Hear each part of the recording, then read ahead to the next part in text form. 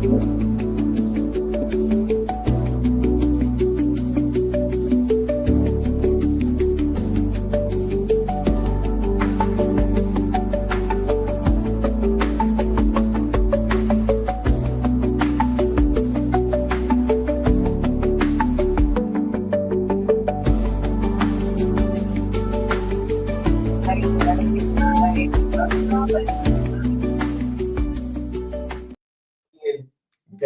morning, good afternoon, good evening, whatever it is what it is.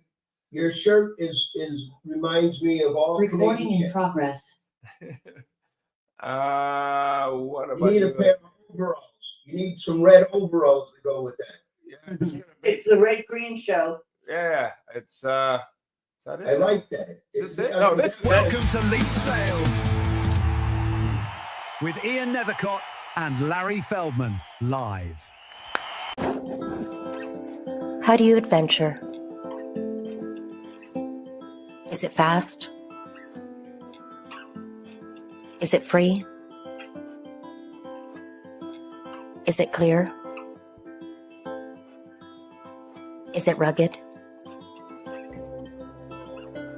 Is it remote? For your next adventure, trust MotoClothes for buying, selling, trading, and protecting all of your motorized assets. All righty. Good morning, good afternoon, good evening. Here we go. I'm just sharing the screen now. Here we go. All right. So we are live. So welcome everybody. You had a comment about my my plaid shirt here. I sorry I had to cut you off. I had to play the thing, but what was your thought there, Gary? No, I love it. It reminds me of Canada. It's Eddie Bauer, so it's American, but that's fine. But I'm just saying is that's I went to college in New Hampshire. Yeah. And you had to dress warm. Oh yeah. So you always had to have like a couple of layers, and sometimes those had the lining, and you could stay warm in them. So yeah, no, I what am I think not Eddie Bauer, but LL Bean. Yeah. Also a great brand. Yeah. Yeah, with the nice lining on the inside. So. Well, expert tip, if you're an Eddie Bauer customer during the holiday season, they have the simplest sale ever, 50% off everything, not up to, not as much as 50% off.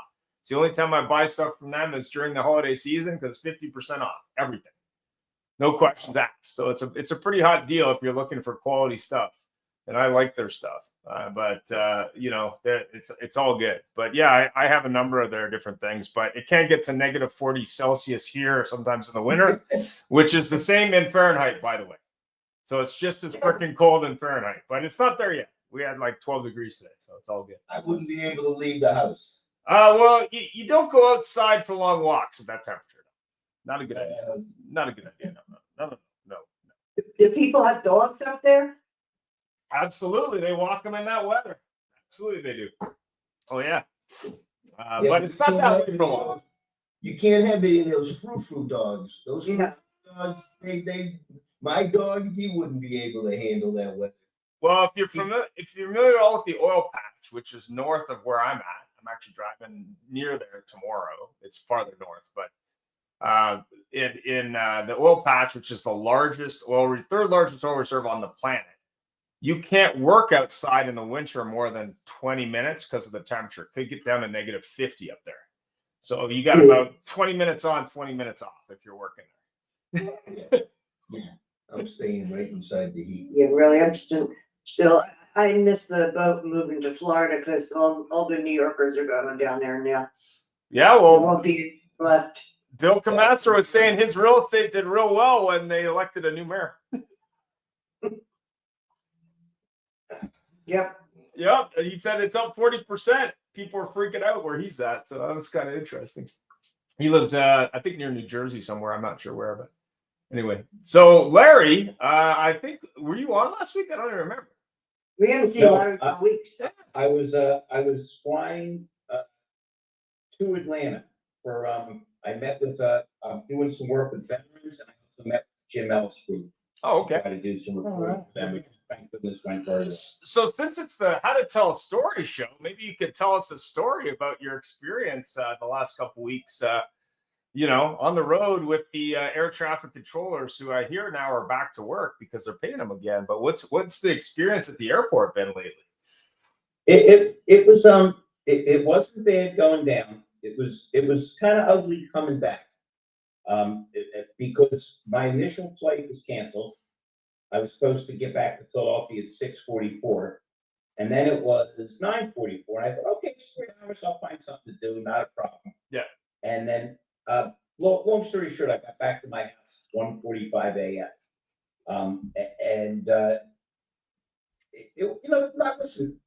I think as long as you get where you're going, it's not the end of the world. I mean, unless it's a funeral or a wedding or something,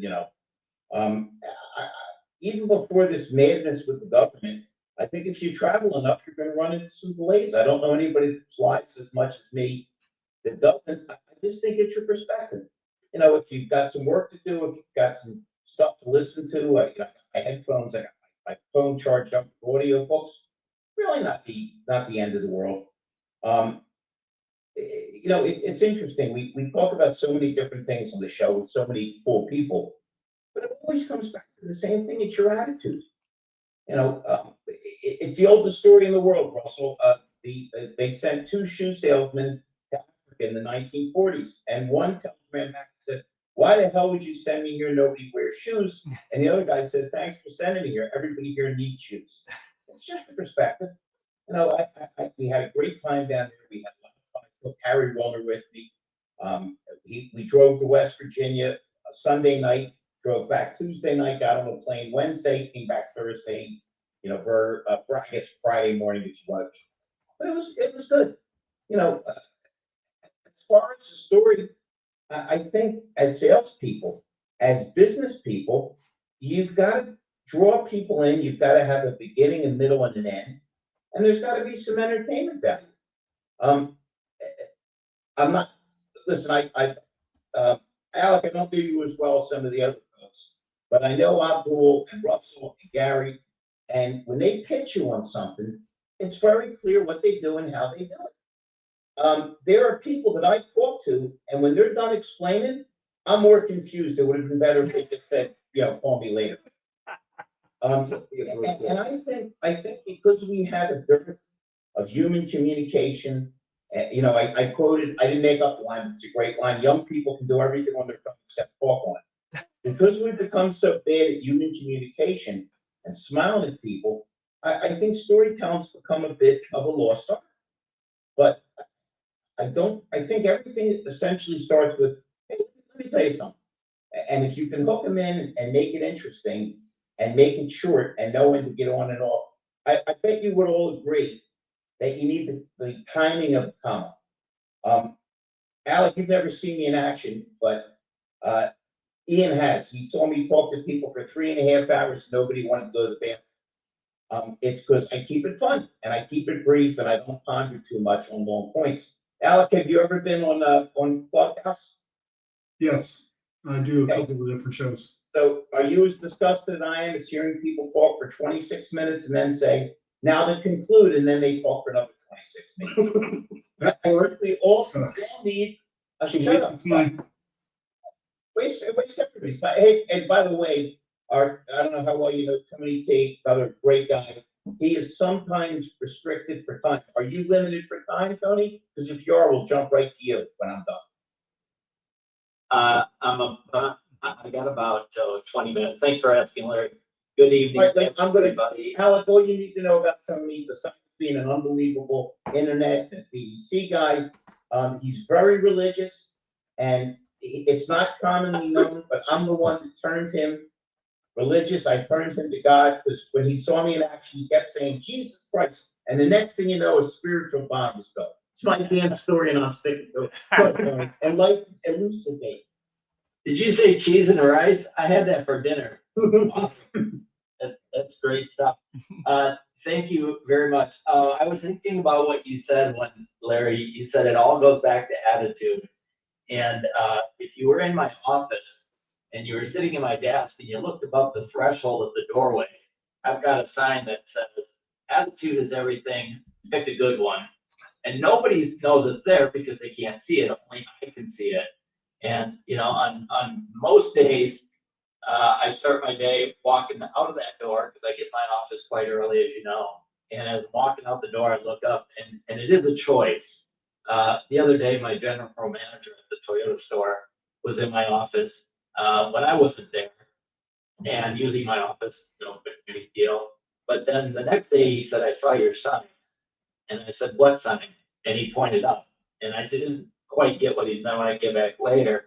But there are so many days, not more than others, but there are so many days where you've got to pick your attitude. You've got to choose right away when the alarm goes off at 3:30 and I go 3, 2, 1, go. I'm picking an attitude.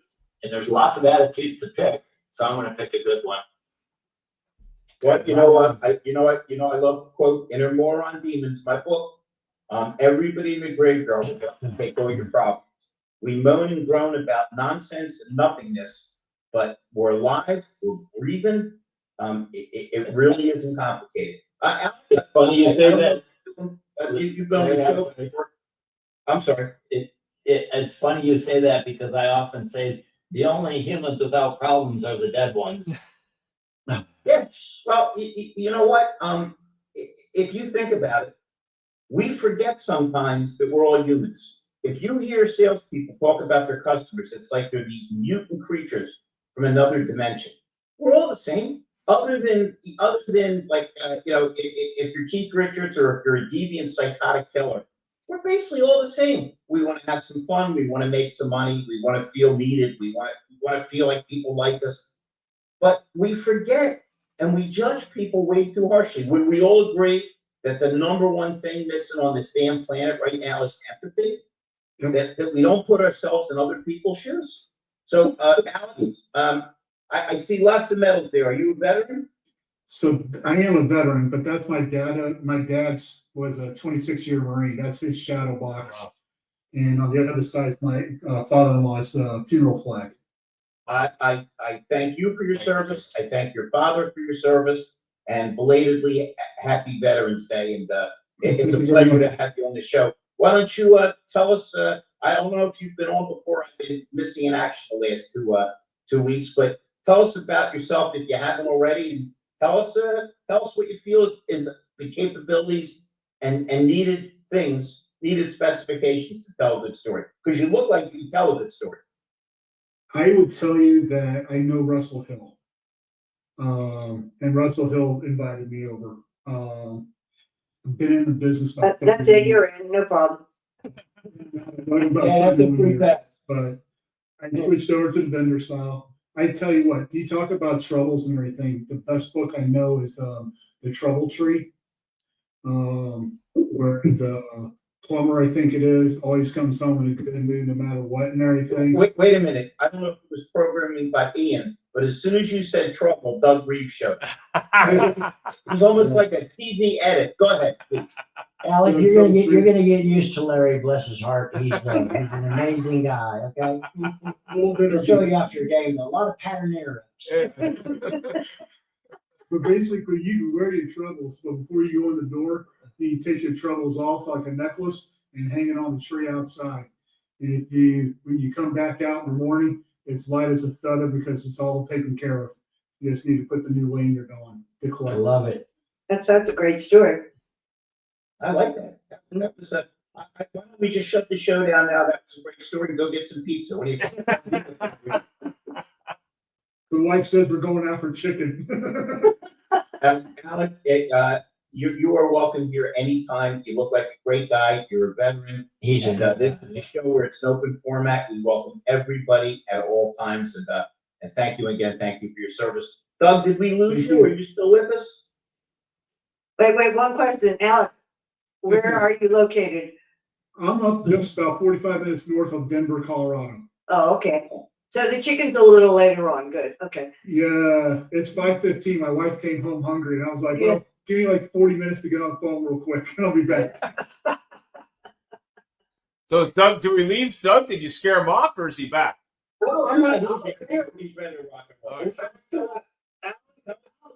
I live in Erie. Where are you at? I'm up in Longmont off Highway 66. Oh, there you go. In Longville.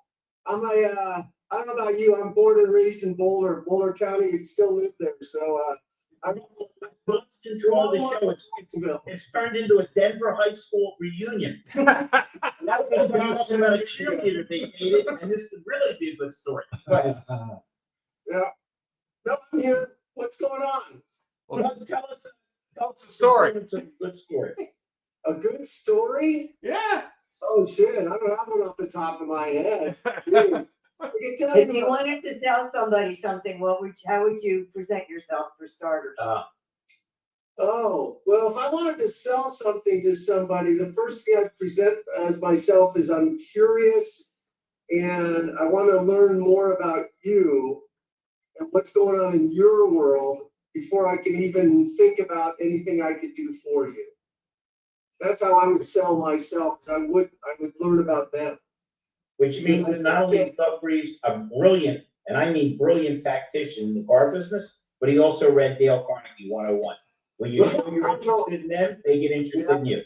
Yeah, well, it is interesting how, in general, salespeople and vendors, and how I've been on the dark side way too long, tend to want to just spew out, here's all the great things that I can do for you, whether or not you need it or not. And, you know, there's a woman named April Dunford that if you haven't heard from her and heard of her and you're in sales, you need to look her up. But she really impressed upon me years and years ago that, you know, you got to figure out what the whole looks like before you can figure out whether or not you have something that'll fit in it. Right. Is it D-U-N-F-O-R-D, Doug? D-U-N-F-O-R-D, April Dunford. Great sales, just a great strategies in sales and they're really consulting. I really view selling as not selling. I view it, and it's the same when you're selling a car or anything, is you should never sell. Larry, you said the word empathy. Figure out what the customer needs, figure out how you can help them. I tell dealers all the time, there's a difference between selling someone a car and helping someone buy one. Alex, did you write that lady's name down? You have to buy her book. We do book reports on this show. It's kind of like the special class in 7th grade. There we go. I'm researching the author right now. She's got a couple of them. They're really good. So anyway, no stories, but that's the way I would approach things. Excellent. We go next. Is Russell, you want to go next, or somebody else? I don't even know what we're talking about. How to tell your own story. I know you just penned a book. You penned a book, so maybe you know something about it. Some people wonder what happened. Well, I'll know more about selling my own story after Rhonda finishes it. Yeah, I'm reading it this weekend. No, it's not the way you think. Yeah. I can tell you a little joke. I thought this was pretty cool. Walmart put all their Christmas decorations in the second row of housewares. So in other words, I'll be home for Christmas. Oh, God. That's pretty Man, lame. that's not a dad joke. That's a grandpa joke. So see, okay, how about this one? No matter how hard you push the envelope, it'll still be stationary. I think it's time to read it a bit. Yeah, I have a swear jar. I don't have a dumb joke jar. Right. The Christmas jokes. Yeah. I agree with everything that Doug just said, and it's just you just help people help themselves, find out what they want, and help them get it right. That's in general everything. Now there's some times where, like today, I had a meeting with somebody, a rather large. You ever heard of a company called Portfolio? They sell all kinds of stuff through finance. Well, it just got bought by Protective. Yep, and now they went from 5,000 to 10,000 stores because they're marine and motorcycles and all that kind of stuff. Well, what they want to do is a friend of mine introduced me to the corporate offices, and we've already had 3 meetings. Now we're going to have another one in person with all their sales team. They got like 120 people out there on the ground selling. Anyway, they want to take our product and give it to every single one of their stores as a value add. a way to talk about, and display. They have extended warranties. You sell off the service drive. They have fluids, like Mach Winds, BG, Petra, etc. And of course, we have a way to display that stuff that's never been available. So that would be a tremendous value add, but they're going to comp it in all their stores. That's pretty freaking amazing for us, but it hasn't happened yet. So anyway, where I was going with that, it was a different type of sales because we've had, like I said, I think three meetings with them, different people, and they got it. We created some assets with their stuff on there, slideshows and contact forms and fluid exchanges and stuff like that. So I guess that's the same thing, helping them. They didn't even know what they were interested in until they saw it. Does that make sense? They didn't even know that the light went off and said, "Oh my God, this has never been customer facing before." Because people can buy extended warranties anytime. So how many people elect not to buy extended warranties through the F&I department? 40 to 50%. Okay. So while they're still coming to your store for the first 3 years, Yep. Why not have several reminders? Because the information we collect is clean data that they can market to, send emails to keep the extended warranty foremost in their mind, and on and on and on. So I thought it was pretty great. I don't even know. It's getting it. Listen, my business partner is going to be back tomorrow after 10 days in Japan. Wow. And I'm going to leave him alone tomorrow and Friday because it's 14 hours ahead. Yep. The jet lag and the time difference that he's lived, he thinks he's going to be ready to go tomorrow. He's going to be mush. I know it, and so does everybody else know it. So, but I need a couple of days off or something. Hey, Russell, you were saying you weren't even sure what they wanted to buy or what they were selling. Let me throw two story ideas out that are also lifestyle ideas, and I'll quote pretty disparate guys. One is John Wooden, arguably basketball's most successful coach, who said, "Go fast, but don't hurry."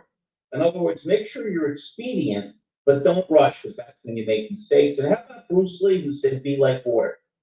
That the more adaptable we are, the more we can modify ourselves around what's in front of us, which is always changing, the better it will be. Because I think if you're too rigid, I think you lose. Hey, we always wind up having him last, and he's my guy. And in fact, I'm doing some AI stuff with Mr. Larkin. He's got an amazing program. Mike, why don't you tell us some good points about Mr. Larkin? Mr. Larkin? Like you're muted. Yeah, It's Mr. always Technology, scary. you're muted. AI's going to do it It's for always him. scary when you're AI. Turn the microphone on. He's driving in a car though, so I understand. And Alan, don't be throwing any things on there with food or ice cream. Myself, Silman, and Rhonda are all Jewish people. If it gets into food, we'll really get it. I'll be leaving now. As an You know, Italian, one I'm of- already I'm gonna there. have chicken with Alec. One of the things that I've learned about telling stories, if you read any good leadership books, John Maxwell's a great example, or Zig Ziglar or whatever. Yeah. When they tell stories, they don't tell their own story. They tell a story about someone else who experienced the situation they're telling the story about. So they're not making themselves the centerpiece of it. Therefore, you're not one-upping the person. And that's what often happens in car sales when you're a salesperson out on the lot. I was guilty of it, where a customer would say, my mom got run over by a car. And I'd say, well, I got a worse story than that. My triplets got run over by a car, right? And one-up them. And so when it comes to storytelling in the sales process, you need to have a reservoir of other people's stories. And the only way you have those stories on other people is being more interested in them than you are in yourself, and understanding their story. And then not just listening to chime in and to interrupt, but listening to really be able to use their story, number one, so you can empathize with them and you can understand where they come from. But number two, you're now adding to your buffet of stories that you can share. And we all know that sales is a what game? People game. What is it? It's a what game? It's a people game. Numbers game. Yeah, but it's more than that.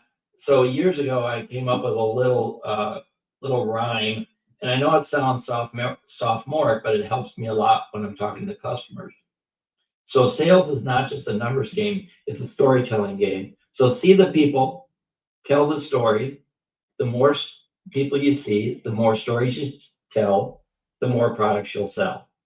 So you've got to have lots of stories, but not your story, other people's stories. Best example of that is Clubhouse in the morning, right? Right. Yep. Right. I mean, I've heard all those stories so many times. It's let's hear the story about somebody that's not about me. By the way, let's talk about me now. Yeah. There you go. Well, let me tell you John Maxwell's story, because I actually saw him live. A former employer of mine actually paid him to come speak to us, and he was a mentor of a former employer of mine. And he talked two stories. One of them, he talked about going to get his nails painted with his granddaughter, which was kind of interesting and totally different. But the other one that he told was about why trainers of various types use sports analogies versus other analogies to illustrate points. And the reason isn't a love of sports. It's because everyone, whether they love sports or not, can relate to sports stories. And that's what he said in relation to using sports as analogies, or sporting events or sporting successes or failures to illustrate points. That's just my thoughts there. But go ahead, Mike. I think you're parked now. Or parking. Let me jump in while we wait for Mike. Yeah, shoot. I want to go back to what Russell was talking about. I had a very similar thought today, is that dealers have lost their way of what was working in the 90s. And I was thinking, same as what you were doing. They have 3 years where 50% of the customers did not purchase a service contract or more, and they have a wonderful time to nurture those relationships. So when the 3 years are up, they're either going to sell them a service contract and keep them in the service drive, or they're trusted enough, maybe it's time to trade in the car. So I've been watching, the service drive is today's opportunity. But let's just get back into telling the story. I've been selling service contracts for 40 years. And the way you sell service contracts is painting a picture of a visual where your customer is in a situation that your product is going to benefit them. So I would always use my famous close when I had a family together, is that, okay, it's Sunday night and you're coming home from visiting family and it's raining or it's snowing and the car breaks down. What's your Monday morning going to look like? That's why you need a service contract, to protect yourself, to protect your family. And that's how I sold service contracts. And that's what it is. It's painting a picture that your customer or whoever you're communicating with, you're painting it in their head so they can see and understand and agree. That's because they think in pictures, right? Everybody thinks in Everybody thinks visually. Yep. And who wants to think about being broke down on the side of a highway Sunday night in a rainstorm with kids crying and tired? Nobody. So F&I is clearly where the storytellers win, and the guys and gals are just trying to jam products, they're the losers. F&I needs to help the customer learn how to protect their investment. And right now, we're faced with customers got to keep their cars for 10 years. And so they got to come up with solutions to keep them happy in the service drive and through the F&I department, and then maybe periodically come up with ways of trying to trade them out. But the future is communicating and telling stories, and the service lane is the new showroom for 2026. Right. Whether Shakespeare or a great mystery writer, great writers do what's called foreshadowing. And you wonder how many more warranties would be sold if the salesman said, by the way, we have unbelievable coverage on these vehicles and it's very inexpensive, and let it drop. But this way, when it was introduced, they already had a picture in the brain. We were teaching that in the 70s. Yep, absolutely. Find out what the customer might want and position that. But more importantly, I would have customers at the end of a purchase say, hey, what would you buy if you were given that opportunity? And I would basically just endorse the products that I thought made sense that I bought on my vehicles. And then it was less of a sales pitch. It was like, hey, like these are the things I see value in. I don't know what it's for you, but these are the things I'd ask the finance manager about, right? Well, interestingly enough, Have a good night, guys. Yep. Good night, Tony. Good seeing Good you. night, Tony. interestingly enough, when you have a one-person sales model, Yep. part of the success of that salesperson is just that. They're thinking holistically, so they're able to think about the whole deal. Yep. Plant seeds all along, and There's a lot more. There's a lot of times customers will ask the salesperson, well, you know me, what do you think I should get? Yeah. And Gary, you got to admit, because I did what you did what you do for 27 years, very rarely are those words uttered in a finance department. I would say that the trust that in a one-on-one situation is definitely a lot greater than the old style of TOing the customer to a new person trying to take advantage of them. And so that is, I would say that is why you're winning in a lot of locations, because it's that if you can't figure out how to transfer that trust from one to another, that's where deals are lost. And when you have one person that's trained, you don't have to transfer that trust. Well, wouldn't the prequel to the story be EMI, early management intervention, where the finance guy comes over and shakes their hand? Yes. Yep. And make sure that they're not Absolutely. Not only that, but if the finance manager is equipped with the knowledge of everything the customer's gone through and what they've said during their purchase experience, by the time that finance manager comes out, and even as he engages with them, he already knows the customer. You've torn down the wall of distrust because I already know all about you. Let's keep going on. In fact, Tony mentioned something that, and I think it's true, that I've always thought that seek first to understand before being understood would be the wisest thing a salesperson could do. Absolutely. Hey, we're doing good, Ron. We just dragged Stephen Covey in after we jumped in Dale Carnegie. We're getting heavy with these good stories now. It looks like Mike is back. Mike, how are you, sir? Sorry, guys, I got caught up. No, Mike, we're just glad you're here. We're just glad you're here because Gary Silman thought you spontaneously combusted, and we were trying to figure out who would get your computer, but since neither one of us can use a computer, it seemed futile. Go ahead. I attempted to join you guys through my phone through my car. It didn't work out, so that's my story. And I'm Yeah, sorry. Mike, you're starting to be nervous. If you can't, none of us can.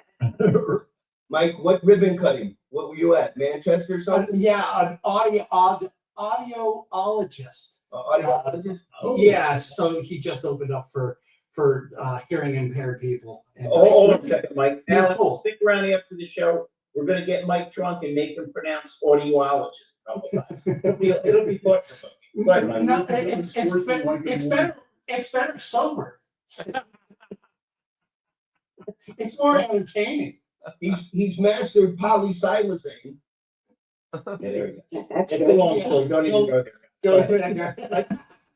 Mike, you're a good guy to tell a story. And for anyone that doesn't know, Mike is very proud of his heritage, his father, and his stories aren't often about him, they're about his family, and they immediately pull on the heartstrings because, no matter what fractured or positive relationship you've had, we can all relate to family. Well, one of the things that was brought up today is the difference between sympathy and empathy. And I was mentioning that empathy is a skill and it's got to be practiced, because if not, it sounds phony. So my old man was always able to tell me, walk a mile in their moccasins. And I'm always like, what? But it's the definition of You're empathy. Irish, Mike, but you lived on an Indian reservation. I'm just trying to fill this in for Al. He's taking notes for the book. Well, they did call my family Irish American, so that's, you know. But you know, empathy is something that people don't understand because they think it's sympathy. It's not sympathy. It's being able to shut up, open your ears, walk a mile in their moccasins and go, I understand now that I can follow your journey and I can join you on that journey. Other than that, you're just peddling stuff. 100%. Okay, makes sense. Abdul, Yes. would you like to tell us? And by the way, whatever working out you're doing is beautiful. I've never seen you look any better, my friend. No, in fact, yeah, you should say that. Abdul, you're getting jacked, man. Yeah, no kidding, no kidding. You know, like you said, empathy and attitude, and those are really big things in my career, because attitude, of course, gets you going, and empathy, you become a problem solver, especially when you're in sales, and you see what. I always looked at their trade. That was my number one indicator of what they like about their trade, what they want better, upgrade in their new car, and that's how you start the communication. And more than anything else, like you said, I wanted to hear more about them and to know how to relate and how. Not looking at their so-called hot button, but more than anything else, to be a caring and a long-term relationship, not a one-time deal. Right. Because on the average of when you're there at a particular dealership 10, 15 years, most likely those same people you're going to see either the service drive or they come and get another car. So why shouldn't it be you? And that's how you build your relationship is through connecting with them and keeping in touch with them. Let me tell you, because you're new. Abdul had a life-threatening condition when he was younger, and man, he stuck around through it. He beat it. He moved to a different country, which can be hard to assimilate. He conquered that, and you would never know this guy had 1 second, much less one bad day, because he's always happy.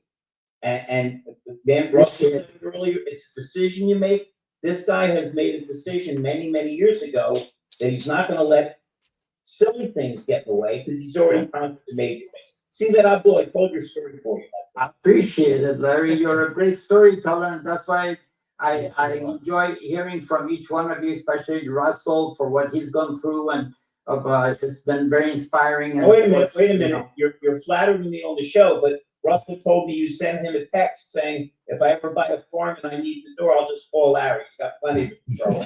Well, Larry, you're my guy. Larry, you're my guy. Larry, Rhonda, and Gary. Russell's laughing at the fact of a Jewish farmer. We'll talk about it. I thought I would share this based upon what Mike Larkin said. Empathy is a feeling with someone by understanding and sharing their emotions, often by putting yourself in their shoes. Sympathy is feeling for someone, which involves acknowledging their misfortune and feeling pity or concern, but without necessarily sharing their emotions. Big difference.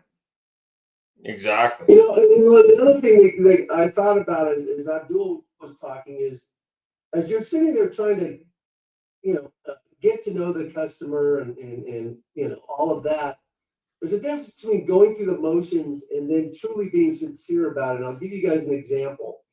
So there was a salesperson that was asked the customer, okay, what are you looking for in a car? And she goes, oh, I need it to be fast. So he assumed she just wanted a fast car. A sales manager came out and said, tell me more about why you want a car that's going to be fast. And she said, I have 2 children. And when I drive on the highway, when I'm entering the highway, I want to make sure I have enough speed to escape any trucks that might be dangerous. So the sales manager said, so it's not necessarily speed as much as it is, you want to be safe too. And she goes, yes, that's what's most important. If they don't do that, if you don't do that, you miss out on what really is what's the real good thing. You want to be Columbo. You want to just keep asking questions till you uncover. Hey, you know what? Why don't we hear about what makes a good story from Ian and Rhonda? Because they're both tremendous storytellers. And again, Alec, you're new here. Rhonda handles all my marketing, which means I pay her hazardous duty pay. And Ian is Mr. Servant Manager. This guy will help anybody with anything. He never rolls his eyes. Whatever it is, it's a pleasure to help anybody. You'll get along real well with Ian and your Solid. But Ian, was that worth $10 you just? Oh yeah, absolutely. That's it. Well, first of all, what I would say, and thanks, Larry. First of all, what I would say is watch movies in your life when you have spare time. One of my favorites is Big Fish. I don't know if you're familiar with that film, but it's a good film about tall tales. But any well-written film will really tell you a lot about how to tell a good story. And they don't have to be even current. They could just be a well-written film, and it could be about anything. But when you're trying to help somebody, whether you're in sales, whether you're in business, whether you're a podcaster, whether you're just trying to help people in your life do something like get a job or find out what to do in their life, you really got to spend a lot of time listening to what they have done and what they want to do. But more importantly, really sort of poking them with suggestions and see how they react. And a lot of that is listening to them, but a lot of it is also being willing to do things that maybe don't make a lot of sense to wake them up to the fact that maybe they're not on the right path. There's a gentleman I met on this show. I'm trying to remember his name off the top of my head, but he wasn't sure what to do next. So I spent a good hour with him saying, hey, you could do this, you could do that, you could do this, you could do that. And I said, well, there's not really a right answer, but before you determine what your next move is in your life, you got to make some lists on what you could do, and then make the right call based on what you think. And I take this back to when I sold cars. And what I used to do when people came in, most of the people took them through Road to the Sale. What I used to do is I said, well, I kind of looked at buying a car like finding a woman to date. I'd put a list together of what I wanted. I'd then go out and look at things, and then I'd eliminate stuff, and then I'd find the right vehicle based on the criteria that were left. And I think a lot of it break it down. Frightening. Is that how I dated? By No, the well, way, Alec, this is how I met Ian. I was his TO man on dates where he couldn't close the deal. It's a long story. What do we have to yeah, but I mean, it served two purposes though, Larry and Rhonda, which is A, I knew where that person was in the buying process, number one, but B, I explained to them that they didn't need to panic about buying a car, that I was going to help them if it took a day, a week, a month. It didn't really matter to me, because at the end of the day, a lot of the people they spoke to were just like, oh, if I get the price right, will you buy it right now? I wasn't like that at all, because I didn't need to be. I said, hey, I'm going to be here next week. If you don't want to buy it today, that's fine. But let's make sure you buy the right vehicle. And it was funny today because I took a page out of Larry's book. I was visiting car dealers, and my niece just had a second kid. So she's looking for an inexpensive minivan. So I went to two Chrysler dealers and a Mercedes dealer. And I said, hey, she doesn't have a budget. She's a millennial, but she's looking for a van. What do you got? And the Mercedes guys kind of rolled their eyes at me like, well, we don't really have a lot of that stuff. But I said, well, what do you have? So he went down and he showed me this, I think it was a General Motors van. It had hail damage and this and that. I said, yeah, but will it work? Right? It will work. And the price was there. But the other guy was like, well, if you're not buying a Mercedes, then I probably shouldn't spend the time, which was kind of interesting. But more importantly, the younger guy who showed me this used General Motors SUV van thing at a Mercedes store was even willing to do more work, which was like, hey, I got some other options. Why don't I send those to you? So it was kind of part of it was listen to what the person says, but more importantly, be of help. And I've always found in my life when I'm of help, great things happen, whether they're to me or that other person doesn't matter to me. To me, I just look at it as I want to be of help. And that's the way I look at it. I love it, Rhonda. Yeah. I was waiting for Tony to leave because my story's about me. So when I was little, I was not a very well-behaved child. And that's basically how I learned how to curse in Hungarian. But, you know, my parents were very, very, You should see that swear jar. it's filthy, trust me. My parents were very overprotective. They weren't wrong to be so, but that's what they were. And in response, I was like, give me my freedom. And from very young, I just did what I wanted to do, including running away from home when I was 3 years old by accident. I came back. So, anyway, this went on for years. And later in life, my mother said to me, you know, when you came to me and asked me if you could go somewhere or do something with one of your kids, one of your friends, I always said no. And I said, why'd you do that? She goes, I always said no because if you asked me that if you wanted to go somewhere, you really didn't want to go, because if you wanted to go, you would have gone without asking. But I gave you the opportunity to go back and say to your friends, my mother won't let me go. And I thought it was one of the smartest things that I ever heard, because she figured out the code.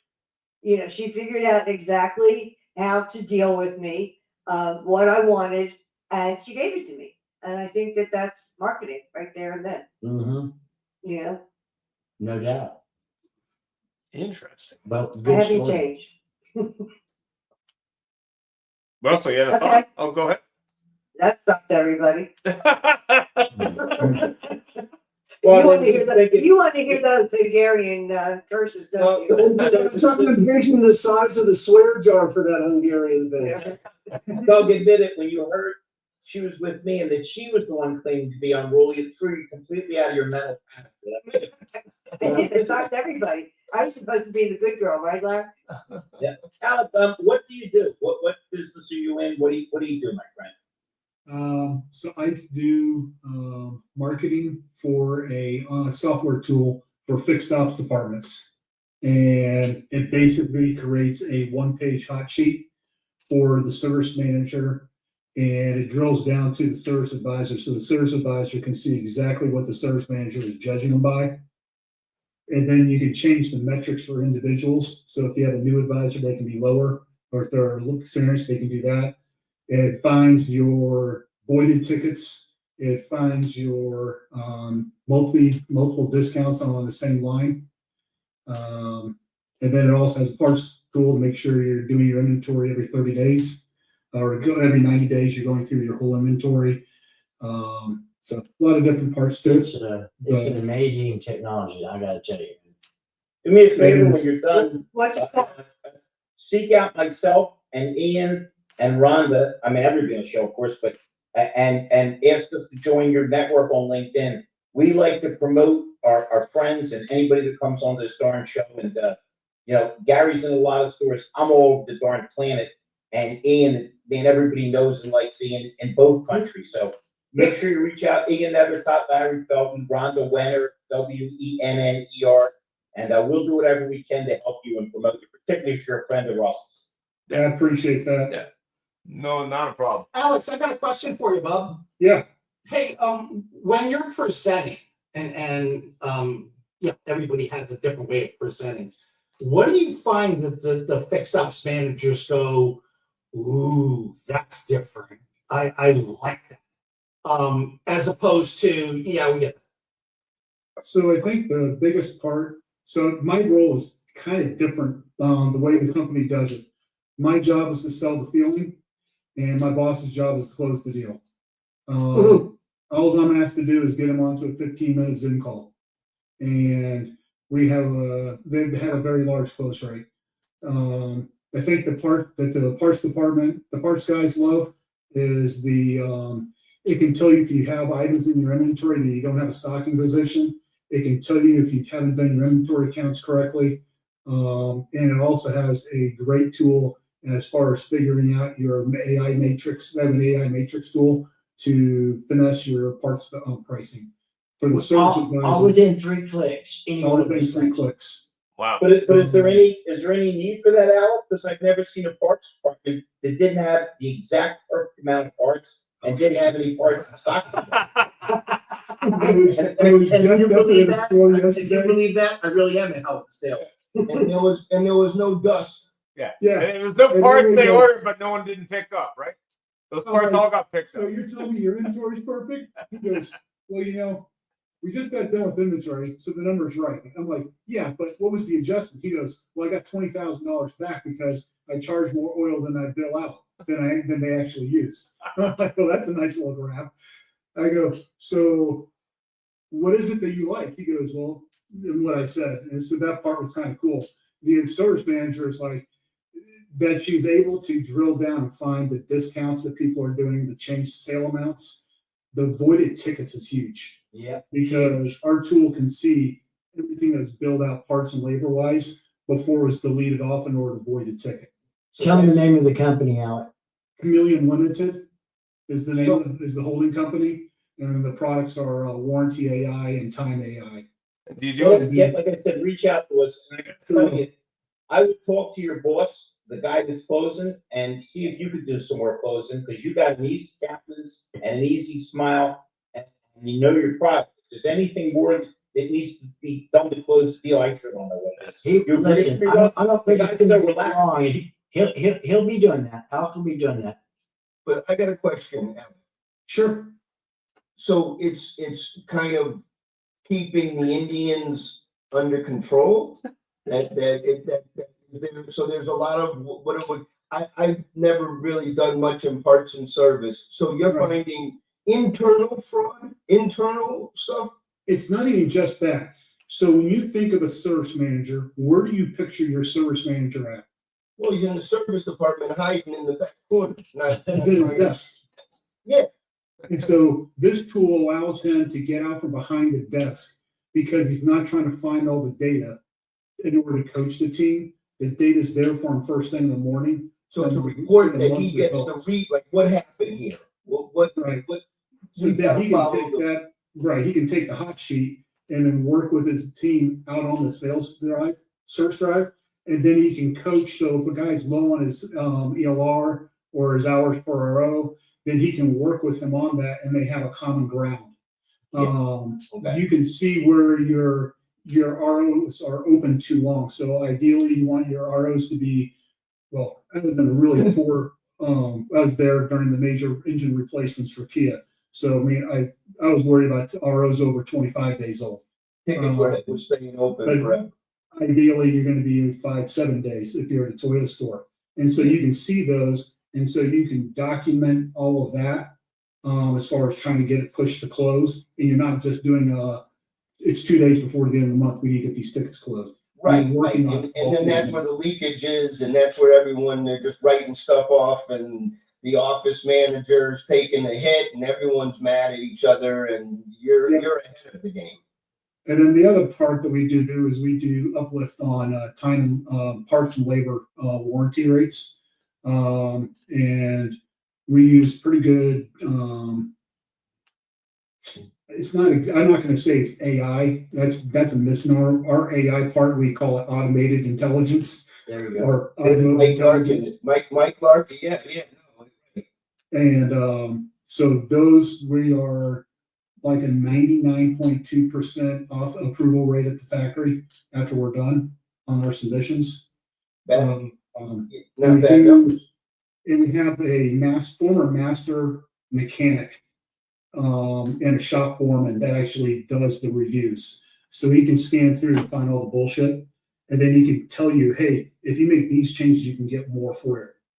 Wow. And then we'll redo it for free. Alec, two things. One, Rhonda just put your company's link in the chat. And she also informed me that you and I are already connected on LinkedIn. I'm sorry if I ignored you. I usually only pay attention to attractive women and Nigerian princes. They want to send me their fortune. I'll just give them my bank account. I'll need a shorter skirt so I can lift my leg a little more. Yeah, the Alex. We don't go this way. This is a very Bikini. show. It's a kilt. Do you do any work with? Do you do any You know work? what? Abdul can help me from California. He knows plenty of shows, but that thing would roll right into that. Exactly. Do you do any work with Dealer Effects? Do you do any work with X-Time? Revolution So I Parts? actually am very proficient with X-Time and Dealer Track. Our Dealer program Effects? actually, Dealer FX, which is owned by Snap-on now. Do you do work with them? They're the competition next time, just so you know. I used to work for them, so I have some insight. Absolutely. Yeah. So we are integrated with CDK and DealerTrack. We should be first quarter or second quarter. We're going to be integrated with Techion, and then we are working on. We're at 67% integration with the market, and then we should be everybody except for DealerTrack, Reynolds and Reynolds, end of the year next year. What about Revolution Parts? Will your company be at NADA in February? We're going to be at NADA. We're not going to have a booth. We're doing we're looking to do a suite or something like that, so we can do demos up on the board. But funny you said that, because while you were talking, your boss sent me a text wanting to have a joint venture in NADA. That is Jim. Hey, Alex, give me your cell number. It's 816-520 7894. All right, I'm about to call you. I'm going to be at NADA. I don't think Rhonda's going to join us. She's keeping the home fires burning. But Ian and I will be there, and we'll look you up. And like I said, I'd like to go hang out and dinner, but I'd really like to promote any way we can. Yeah. Where this show is all about pushing all our people to the forefront, and you'll notice that even though I'm a little bit of a lunatic, everybody on this damn show are good people. They're caring people. And man, you're a great addition to you're welcome here any darn time you want. I do have to warn you about Larry, though. When he calls, he's got this thing. When he calls, you better pick up the freaking phone. Once you recognize his number, put him in your contact list. So when you see Larry, it's flashing red lights. Okay, I gotta answer the phone. I closed the deal out, and the lady asked me, how many dealerships do you deal with? And I said, over 100. She said, how many people do you have? And I said, 11. And she said, well, I don't think you can handle all those people with 11. I said, excuse me, did you call me? Yes. Did I answer the phone? Yes. Do you ever call anybody else to answer the phone? She started laughing. She said, all right, I see your point. And we will be at the Numa booth, just so you know. Numa is the sponsor of this show. We should have a trailer soon, but we'll be doing live interviews there. But I'm also going to be doing my patented ambush interviews at NADA 2026. So if you are going to be at the show, reach out to me. Obviously, happy to do those. We won't be streaming anything because internet bandwidth is always bad at NADA and expensive. But we will be recording interviews at the show, and I'm sure Larry will be hanging out as well. We do lethal sales live too. Oh, fantastic! Yeah, we'll do that for sure. Absolutely. Yeah. Doug, if your company wants to do a real big sponsorship and pay me and Ian in cash, we can talk about the other 24 letters between A and Z. Yeah. And we got 3 minutes left, Larry, so we got time for one more round of final thoughts on storytelling. Okay, why don't we just go left to right, at least on my screen. Alec, we're gonna phone you. We're gonna help push you forward. And of course, if you know anybody that needs training or recruiting, you're looking at the world's greatest trainer recruiter, also the least humble. So let's not waste any time. And he loves McDonald's. No, only if there's not a Five Guys around. Yeah, I have a gold card. Any thoughts, my brother? We like to get everybody equal time in the Start Show. I tell you what, best advice I've ever been given is to be genuine, be humble, and always keep 2 ears open and your one mouth shut. Great advice. And listen to the story. Yeah. Mark, he's got me down except for the humble part. You're up, Mr. Lawrence. I just told you I went to a ribbon cutting. There were two twins. Okay, there were twins there. One girl and one guy. Wait a minute, Mike. Is this 4 people, two twins? Right? Yeah, You don't have to say twins. That's like saying wet water. 1 minute. I knew I misspoke. But the girl's like, I don't know how much my head weighs. And I saw the gentleman there who was the father. I said, the human head weighs 8 pounds. And that was Wait a minute, a McGuire quote, and Wait a minute, he was you're in a room with Kamala Harris and Gavin? Bob, what do you got? I mean, Manchester gets them all. The only thing, and Ian kind of touched on it, is that as you're telling your story, as you're trying to help whoever it is, be willing to say, you know what, I can't help you, but here's somebody who can. Yep. Thumbs up on that. I love it. I love it. It's the Miracle on 34th Street Christmas with Gables and Macy's. I'm old. I remember these things. Mr. Silman. Communication breaks down walls, and storytelling helps your person understand what you're talking about. So storytelling is how you transfer good feelings and protection, and that's what it's all about in the F&I office, is making the whole process come together nice and smooth and deliver a nice delivery and turn that customer as one sale into a customer for life. Quick, Abdul, Russ, any last words? Oh, good and great friends. Yeah, I gotta tell you, I heard a lot of great stories in here, particularly focused in on what Mike was talking about, empathy versus sympathy, which is really key. But you know what? We talk, this is my experience. When we share these things and I hear other people share them, it reminds me that I need to, everything I say, I'm guilty of not doing at times. And this is a constant reminder, moving forward, because when I say something, it's not like, oh, I never do it. No, I do it all the time. I think I'm in control. I'm not in control of a damn thing. Okay. But I still like to take the wheel back every day and think that I am in certain times. And then I'll hear something like what Mike Larkin shared and realize, I'm just, I need a subtle reminder. Thank you, Mike. Thank all of you. Hey, it's great listening to everyone, but my motto's always been, trust, loyalty, and networking amongst friends and helping one another.